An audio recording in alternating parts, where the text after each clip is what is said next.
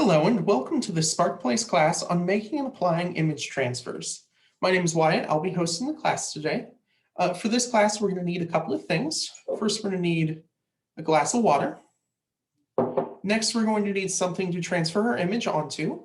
For this example, I'll be using a block of wood. However, it can be anything that can basically get wet. You can do it on plastic, you can do it on acrylic, or I have personally done it on Sculpey. Just make sure that you bake your Sculpey beforehand. After that, we're going to need some scissors and some acrylic medium. This stuff here is basically what makes paint work. You need two things for paint. You need a medium and you need pigment. This is just the medium, which allows pigment to be transferred to something else essentially. If you don't have acrylic medium, you can purchase it at most arts and crafts stores, but you can also use PVA glue or Elmer's glue. Both the white and the clear will work just fine. After that, you're also going to need images to transfer. We're going to use the SparkPlace logo here today. Notice that my images are reversed. That's because when you put it onto the thing you're going to transfer, it will actually mirror itself. If you're doing a picture, most of the time you won't have to worry about that. But if you have any text or anything that needs to be a certain direction, make sure that you mirror it.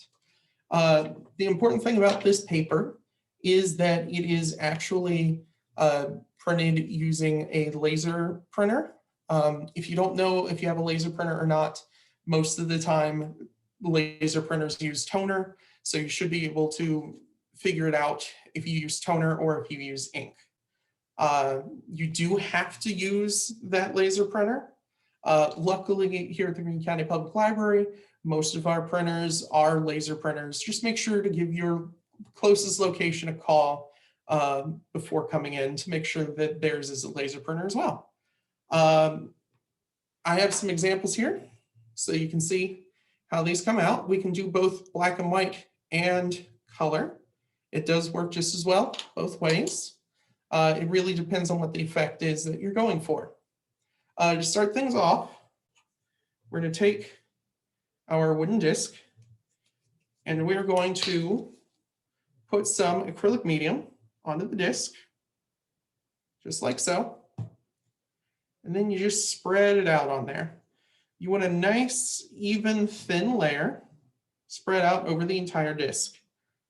It's going to be really hard to see, and you can just use your finger for this. It's perfectly fine. I also have a paper towel here just to make sure that I can wipe it off my fingers. Once you have a nice, thin layer, go ahead and cut out the image you would like to transfer.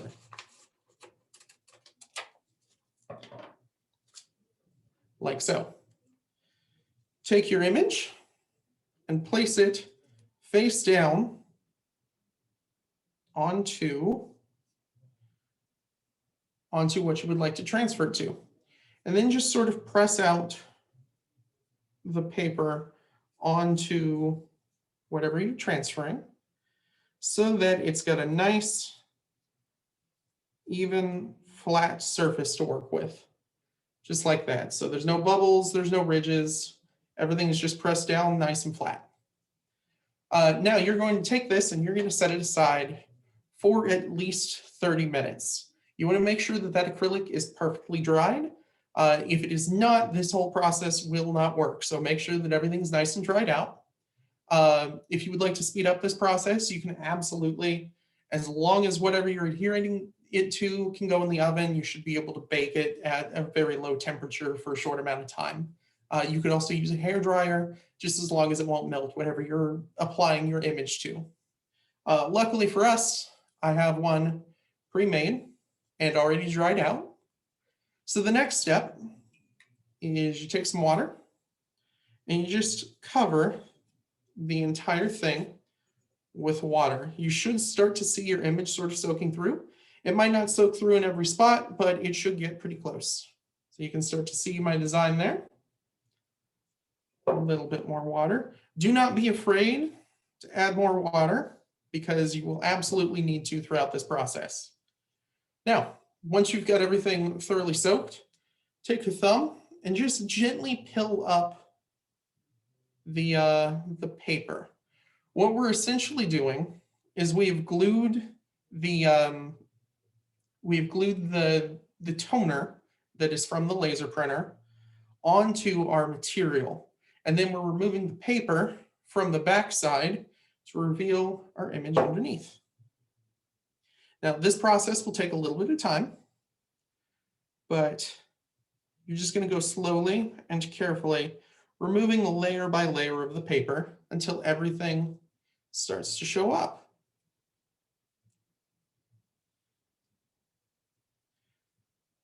And this will take a little bit of time, especially because once you get to about this point here, where I've peeled up most of the paper, but not quite all of it, I'll get a little bit more off of here, and then you'll have to set it down and set it aside for about 5 to 10 minutes. That will allow the paper that's left on here to dry, and then you'll just slowly peel off a little bit more paper in the next pass. Things to keep in mind while doing this process.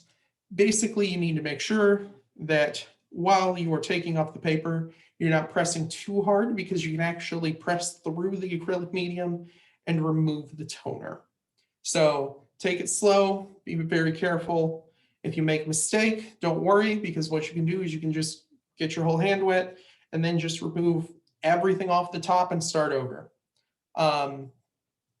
After that, it's just a simple matter of removing all of the paper. I've got most of the paper off of this one here. And then you'll need to seal it. Now, this part isn't strictly necessary, which is why I didn't include it in the resources section at the beginning of this video. But if you want to provide a nice seal and have it last for a long time, it's important to put a sealant on it. This can be something like a clear coat of spray paint. What I have here is Mod Podge. This stuff works great for a lot of things. I happen to have the gloss version here, but the matte version and the satin version should work just as well. To do your seal, take your Mod Podge, and just like with the acrylic before, pour it right on top of everything. And then just gently spread it around. Now, doing it this way will leave a little bit of streaking. If you would like to prevent that, I would suggest using a brush as opposed to your finger, but a finger does work just fine most of the time. You'll notice that the image is now a little bit white. That's okay, because the Mod Podge will actually dry clear, just like it does on this one here. So the one on the left is already dried. The one on the right is not yet. It will just take a little bit longer. That's pretty much it. You can do this process on a variety of different materials.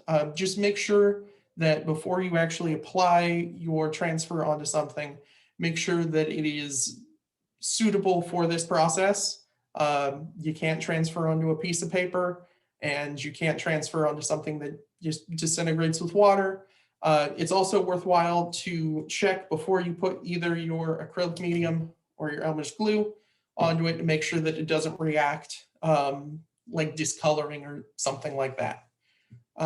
That's the basics of this class. If you have any questions, feel free to give SparkPlace a call, and we'll probably be able to help you out. This has been Wyatt. Thank you and have a nice day.